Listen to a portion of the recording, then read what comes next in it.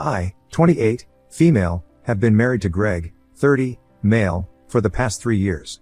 Before that, we were together for another 3 years, so we've actually been together for almost 6 years now. We met each other through friends and hit it off instantly. So far, we've had a good relationship and I did not think that he had any reason to be unhappy with me. Things between us have only been weird for the past couple of months after he took a job out of state earlier this year. We live in Alaska, but about 10 months back, he told me that he had been offered a really big project in Pennsylvania and he chose to tell me about it a week before he was supposed to leave. He confessed to me that he had been offered the project and he had already signed all the paperwork and stuff to take up that job before even discussing things with me, and he had not brought it up until the last minute on purpose. The reason for that was because, during our second year of being together, there was a certain period of time of around 3 months when we had to do long distance because his grandmother was really sick and he and his family had flown down to London to visit her and be beside her during the last months of her life, and he had told me that he would be gone for 1 week, but that turned into 3 months and it happened really difficult for both of us. So I was a bit skeptical about the long distance, but that was different because that had just been during the second year of us being together. But now, we had been with each other for so long and we were literally married. So I felt like he should have at least discussed things with me, and it's not like I would have said that he shouldn't go, because of course if it was a big business opportunity, he should have taken it up and I never would have stopped him from doing something that he wants to. The only thing that I thought that I deserved was a discussion, at the very least. Anyway, I did not want to fight with him and make this a big deal before he was supposed to leave. So I did not tell him how disappointed and hurt I was at the time, and spent that last week before he left, trying to come to terms with the fact that for the next 10 months, I would have to be completely on my own. And I know that as a grown woman, I should be fine with these things, but it was still a very daunting thought. I did not let any of that show and I sent him off quite happily because I wanted him to feel good about his decision and not want him to worry about how I'd feel. After he was gone, it was hard for me to adjust because I hadn't even had any time to mentally prepare myself, which I would have had if he had told me about it earlier. But eventually, in a few weeks, I got into the groove of living by myself. We would get on phone calls almost daily for the first few months, but then, something changed, and he started giving me the cold shoulder. After around 3 months, he started acting very weird. Our calls were less frequent, he started leaving me on red for hours and I just couldn't figure out what was going wrong. I kept trying to get him to talk to me, but he would just insist that he was busy and exhausted from work, and that was it. He did come to visit me around the 4th month, but even when he came back, I felt like in spite of being with me, he was not really there with me. And he just came back for 2 days, and even during those 2 days, he was on his phone half of the time, and I was very upset about that.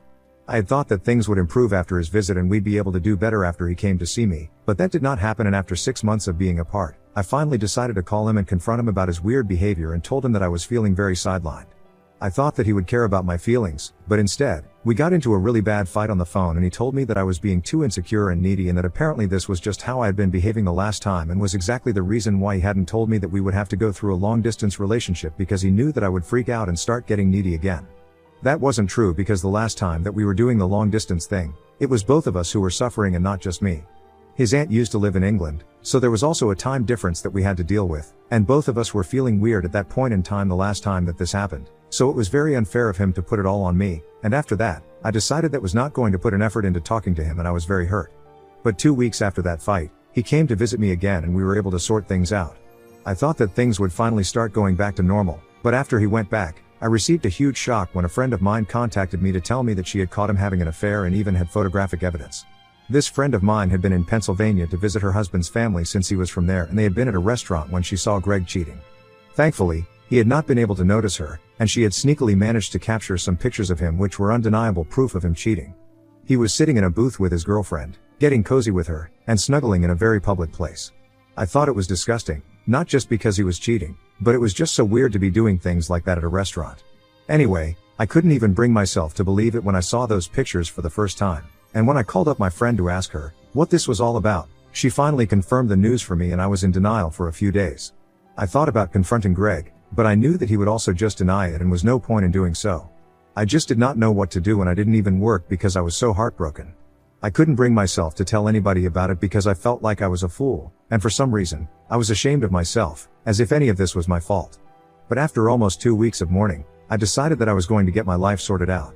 During those 2 weeks, any time that my husband would text me, I would pretend like everything was normal and try really hard not to let anything show.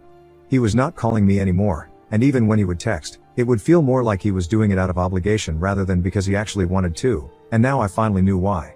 To be honest, I was relieved that he did not call me during those 2 weeks, because if I had heard his voice, I might have broken down and confronted him. However, I did not do that, and I started getting my life in order because I knew that I was going to leave. I started separating my finances, and when he asked about it, I just made up some excuse about creating a new account in a different bank for better credit or something, and he bought it.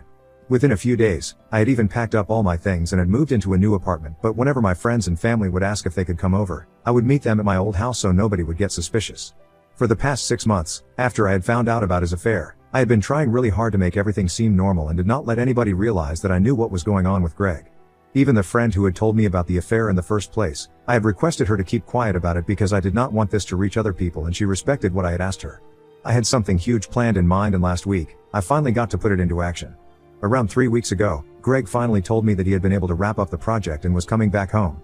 When I heard that, I was thrilled because now, I could finally throw him a homecoming party that he would never be able to forget.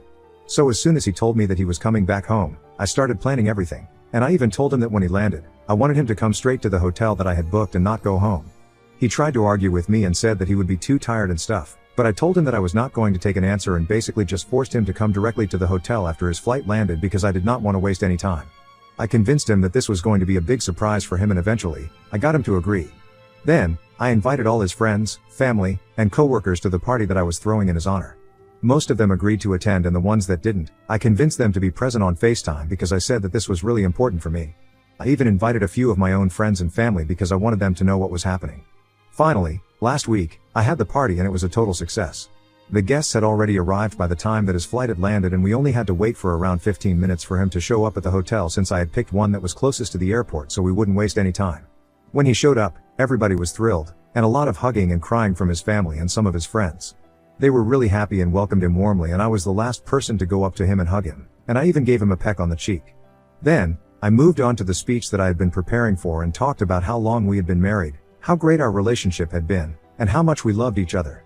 And throughout all of it, he had a really sweet smile on his face, but he did not know what was about to come. Towards the end of my speech, I announced that, even after all of this, after going through so much together, and in spite of being together for so long, Greg had still found reasons to cheat on me.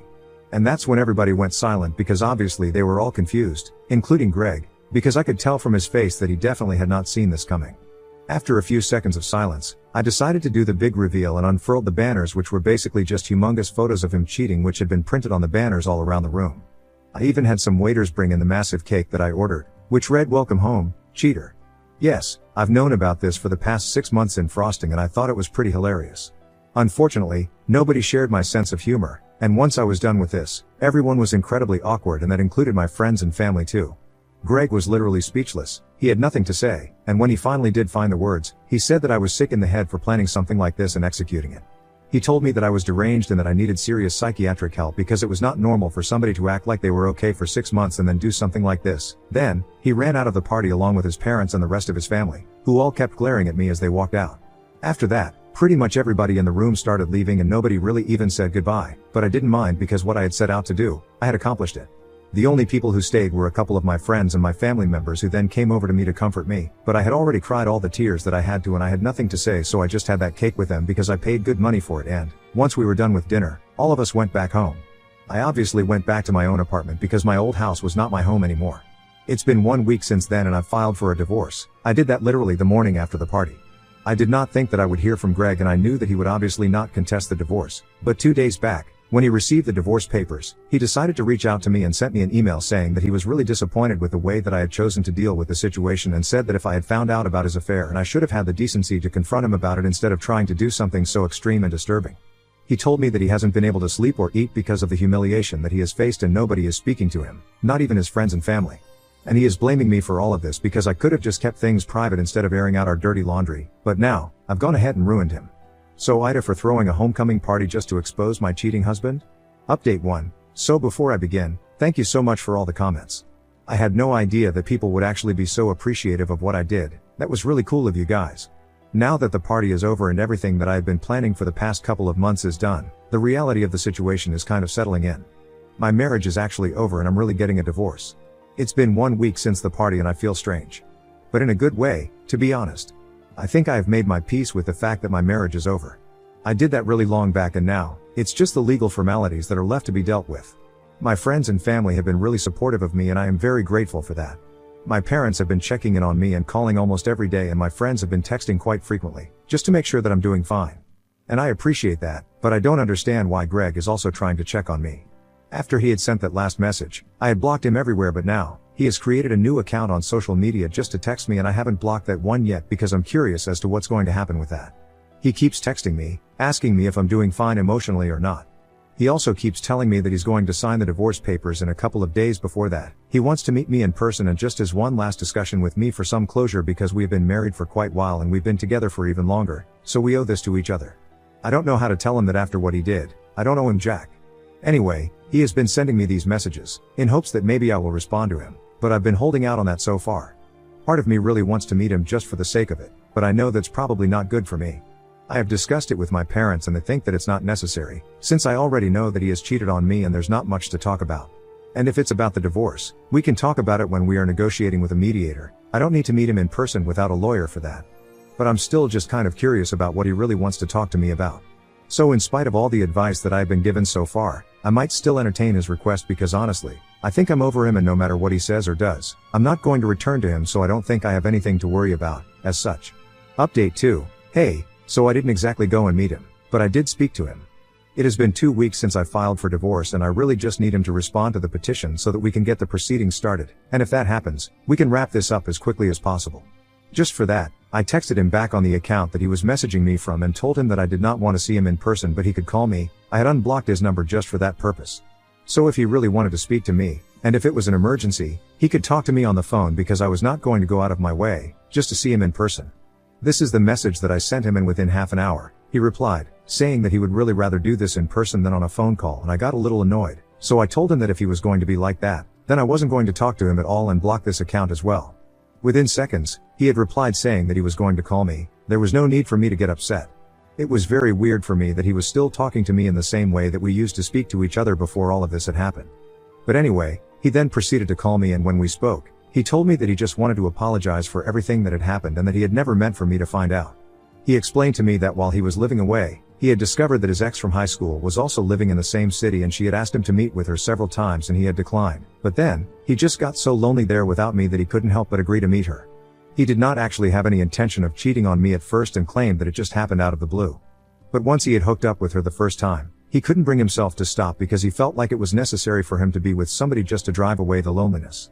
He explained to me that he did not have any real feelings for the other girl and that it was just to cope with his loneliness. And that the person he really just missed a lot, even while he was with his ex, was me, nobody else. But then after he started cheating on me, he started feeling guilty as well, and that's why he became very distant, and he knew that it was his mistake. But he just wanted me to know that he was still in love with me and he regretted everything that he had done. But if I would just think about this from his perspective and maybe try to forgive him, he would really appreciate that. While he was talking to me on the phone and telling me these things, I really just didn't know what to say to him. The sheer audacity to tell me that he was in love with me and he missed me, even when he was cheating on me, was astounding. I couldn't imagine somebody saying these things and thinking that they were completely sensible and logical things. I was speechless, to be honest, so there was complete silence on my end while he was talking. I was feeling angry, obviously, but I was also feeling amused that he thought that this was going to work and that I was going to cancel the divorce and move back in with him. So I let him talk for a while, and then, when he finally went silent, I just said one word, okay. And then I hung up on him abruptly without even giving him a chance to process what I just said. I think it was the perfect response for him because that's really how I felt about whatever he had said. He had said whatever he wanted to tell me and I was okay with it, fair enough, right? He had just confessed that he was still in love with me. It was not necessary for me to feel the same way about him. And if he really loved me, he would understand that and also not have cheated on me. Anyway, I think it was a very satisfying line, and after that phone call, I blocked him immediately so that he wouldn't have the opportunity to speak to me again. And I'm not going to lie, I was low-key proud of myself for dealing with it like this, without any drama or any confrontation. So after that conversation, I called up my friends, and I told them about what had happened, and we had a really good laugh because I'm sure that Greg had been expecting some lengthy conversations and a heart-to-heart discussion about what to do in the future. Well, sorry to burst your bubble, babe. But if you cheat once, you're always going to be a cheater, and I don't need to forgive you for anything or even take into consideration the fact that you still claim to love me. And right now, the only thing that I'm kind of confused about still is why exactly he had wanted to get back together with me and said such things. He looked pretty happy with the other girl in the pictures that I had received, so that part did not make sense to me. Either way, it doesn't matter anymore since we are done, and I'm just hoping that the divorce comes through soon.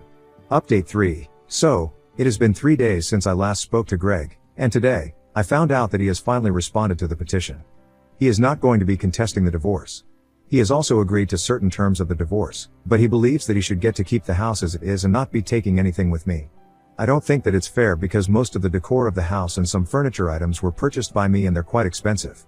We have a couple of paintings and art installations that I want to keep for myself which are in his house right now, so we are going to meet with a mediator for that and see how it goes. I'm hoping that it works out in my favor as well. He's already cheated on me, and I don't think he should get to keep the art in his house as well. Anyway, that's the only bone of contention between us right now, but apart from that, he has agreed to most of the terms and my lawyer and I are setting up a meeting with a court-appointed mediator in a couple of days. I just want to get this over with as quickly as possible because right now, I just want to move on with my life and avoid the drama. The past couple of months have been draining, to say the least. I have also been hearing gossip that he has quit his job and has moved back here, which might explain why he did not want to get divorced because that would also mean spending a lot of money on the lawyer and he probably wants to save right now. My friends have heard a lot of gossips that he has been planning on starting a new business and that's why he's come back after quitting his job, but now, because of the impending divorce, all of his plans have been put on hold and he's really upset about it and can't stop talking crap about me. Good for him, and good for me too.